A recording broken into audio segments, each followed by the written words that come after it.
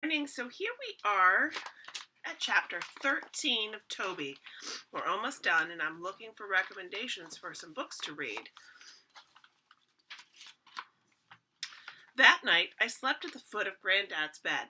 The next morning, Mona came to feed me and let me outside. After that, she and Patsy and Granddad and Dorothy did a lot of talking. Then Mona and Patsy went into Patsy's office and talked some more.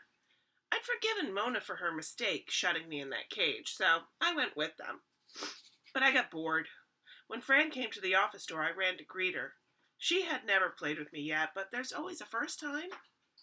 I wagged my tail and panted at her face, trying to let her know that we'd had a lot of fun last night and could have some more now if she'd join in. But she ignored me. "Do you know what happened last night?" she demanded. "People got out of their rooms to play with the dog. The night staff went crazy trying to get everyone back to sleep." "Yes, I've heard," Patsy said. "Toby's not used to the crate. He didn't understand." Mona said she sounded worried. Fran let out a breath in an exasperated sigh. "All right, the crate is not a success. Then the dog has to go outside at night. It's summer. He'll be fine. Dogs sleep outside all the time." "I don't know," Mona said with a little worry still in her voice. "He's used to wandering around inside at night." "That is one of the problems we're trying to fix," Fran said sharply. I'd had enough of listening to people make words at each other, so I went off to look for someone to throw the ball for me. That afternoon, after dinner, Mona took me outside. To my surprise, there was a new bed lying in the grass. My water bowl was next to it. I sniffed both. How strange. "Your bed's going to be out here now, Toby," Mona said, rubbing my ears, "at least for a while. You just have to learn to be calm. No howling at night, all right?" I licked her hands and looked up at her. Was it time to go inside now?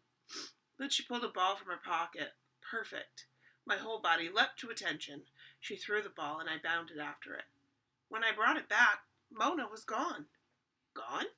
How could she have forgotten how to play this game? I was supposed to get the ball. Well, she stood and waited until I brought it back to her. That's what she had always done before. What on earth had happened this time? With the ball still in my mouth, I ran over to the door and waited in front of it. I had noticed that whenever I sat near a door, it opened. Usually one of my friends would be standing beside it to say, "Hi, Toby, come on in," or, "Okay, Toby, out you go." But this time, the door did not work for some reason. It did not open. I was stuck on one side with my ball, and Mona was stuck on the other. I dropped the ball and barked so people would come and fix the door, but no one came. I whined. I scratched at the door. I put my front paws on it and barked some more. Still, no one came. How could this be happening? All the old lonely feelings from last night came back in a rush, even stronger this time. I didn't even have the energy to howl, to let the world know that a lost, lonely, miserable dog was outside by himself. I crept back to my new bed. It smelled very strange and new. Not at all like a bed should smell of dust and dirt and dog. I curled up on the cushion with my nose on my tail. I wished my mother was here to wrap her body around mine and comfort me with her touch. No one was here. I was all alone. It now felt like I didn't belong to anyone. After a while, I fell asleep. There was nothing else to do. In the morning, Light woke me, along with a squirrel sitting on a branch overhead and scolding me for being there. I got up and shook and stretched. At least one good thing had come of my being left out here, all by myself. I didn't have to wait for anyone to let me out so I could pee. Then something terrific happened. The door opened. It worked, and Mona was standing there smiling at me. I dashed inside and threw myself at her, trying to cuddle with her and lick her and run with her all at once. Trying to tell her that something awful had happened, that I'd been left alone all night long, but that it was all right now because she'd come back at last. But she could never do that to me again. "Okay, Toby. Okay, sweetie," she said over and over. "Come on now, time for breakfast." I know that word, breakfast. I began to feel better. After breakfast, I did quick visits with all my friends. Eddie had not forgotten about bacon. Dorothy threw the ball for me. Granddad was sitting in a chair in his room, writing on a piece of paper with a pen. When I ran in, he looked up and laughed. He had a treat. "Quieter night this time, huh, Toby?" he said, scratching my neck. I wagged for my name. "How did Toby do outside all night?" another voice asked, and Tyler was standing in the doorway. "Another friend!" I ran over to him to get more attention, and he and Granddad talked while I sniffed Tyler's shoes and pulled at his shoelaces until they were long and loose. "I'm sorry I can't be there for your first meet," Granddad said to Tyler. "I wanted to cheer you on, but I know," Tyler said quietly as he retied his shoelaces. "I'll tell you all about it, or, Mom will video every minute. Hey, Toby, let's go find Mona. I have to ask her something." I heard Mona's name and charged down the hallway to find her. Once we found her in the TV room, Mona and Tyler stood and talked and talked and talked. I hunted around until I discovered one of my chew toys under a chair. I brought it over to them happily. Now they'd have something more interesting to do. But they didn't understand. Humans often don't. Mona and Tyler just stood and talked and smiled at each other. I had to lie down and chew on the toy all by myself. "You're not going to run with the team anymore?" Mona asked. "Well, it's not a team, just a summer club. But they do have meets, though, and they said I could tag along. But the thing is, they've all been running since 6th grade, and they're a little older than me, too. A couple of them are going into high school in the fall. I can't really keep up, and it's kind of... Yeah, I know, that doesn't sound too fun," Mona laughed. "So I want to run by myself for a little while until I'm better. Toby's good company, though. I like running with him. You think it's okay if he goes running with just me? I guess it's a little different than running with the whole club." "Sure. Well, maybe we should ask Fran." "Fran? The one in charge? She's kind of scary." Mona laughed again. "I know, but she'll say yes, I'm sure, because she loves getting Toby out of here." I perked up my ears for my name, but clearly neither of them was about to pet me or play with me or give me a treat. "She's crazy. My granddad loves Toby. Everybody does." "I know, but we'll ask her about the running thing anyway. Mom says she likes to be asked." "I know. We'll get Mom to come with us.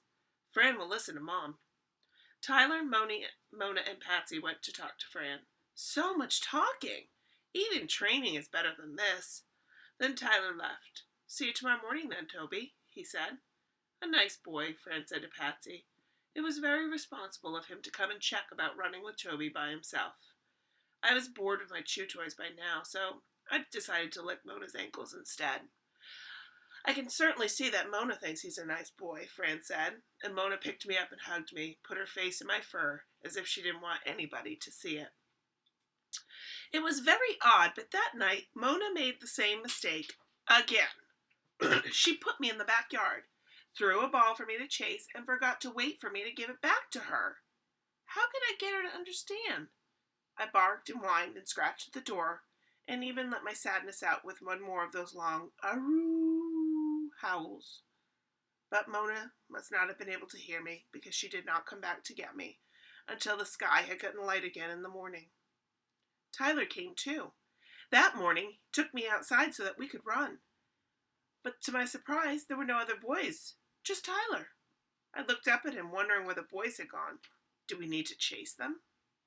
But it seemed we didn't, because Tyler just tightened up his shoelaces and started jogging down the road. I ran after him with a bark of delight, my lonely night in the yard forgotten. If Tyler and I ran together, just him and me, did that mean I belonged to Tyler? It was a nice thought. But what about Mona? Even though she kept forgetting to bring me in from the yard, I still loved her, and I love Eddie and his bacon. I was very confused, but I spotted a rabbit to chase, so I decided that was more important. We ran a long time that morning, and when we got back, I was panting as hard as I could, with my tongue hanging out. Tyler found Mona to give her my leash, and I could tell she was glad to see me. "Good. I'm glad you're back with Toby," she said. "We need him." She let me drink most of my water bowl, which I was happy to do, and then she took me to the part of the home that I thought of as the quiet place. We had not been there since last time Mona and I had played chase with Eddie. I looked up at Mona in surprise. Were we going to play chase? I was pretty tired from my run. I didn't actually feel like chase right now. But it seemed we weren't, because Mona took me to a room with a bed. Patsy was there waiting for us. A man was laying on the bed. I recognized him, even though I didn't know his name. He was one of my friends, and he kept treats in a jar by his bed for when I stopped by. He didn't offer me a treat now, though. He just lay very still, and he smelled different. I lifted my nose in puzzlement. It was strange. He smelled tired and quiet, and he smelled far away. It made me feel confused and a little uneasy. I looked up at Mona in puzzlement and even let out a small whine. "Now?" she asked Patsy. Patsy nodded. "Now." Mona bent down and lifted me up to the bed next to the man. The sheets felt cold and soft against my feet, which were a little sore from my run. My friend did not seem to notice me. I sniffed at his face. "Lie still," Mona said softly. "Toby, lie still." That again? Whatever. I was too tired to play training right now. I curled up against my friend with a sigh. Time for a nap. As I drifted off to sleep, I heard Mona and Patsy exchange a few words. Then a different voice joined in. It was quiet, but a little fierce. "What is the dog doing here? Get him out of the hospice wing." I felt my friend on the bed move very slightly. Slowly, he lifted one hand. He ran it down my back, his touch so light I could barely feel it. He put his hands on the sheet again. I opened my eyes and closed them again with a long sigh. "Watch," I heard Patsy say to Fran. "He's giving comfort. Can't you see Martin relax with Toby there beside him? He doesn't have any family to be with him now. Just us and Toby. We can't take that away from him." There was a long pause. "Okay," Fran said at last, "but you've both got to stay here at all times. If there's any trouble, the dog is to leave at once." "Of course," Patsy said. Her voice sounded as if she was smiling. "Good boy, Toby. Good lie still. Good boy." I was glad she thought I was a good boy, but all I wanted to do right now was sleep. So that is the end of chapter 13. We have three more chapters left. No, two more. Nope, three more. So I will be looking and researching for a new book. If anybody has suggestions, please let me know. All right?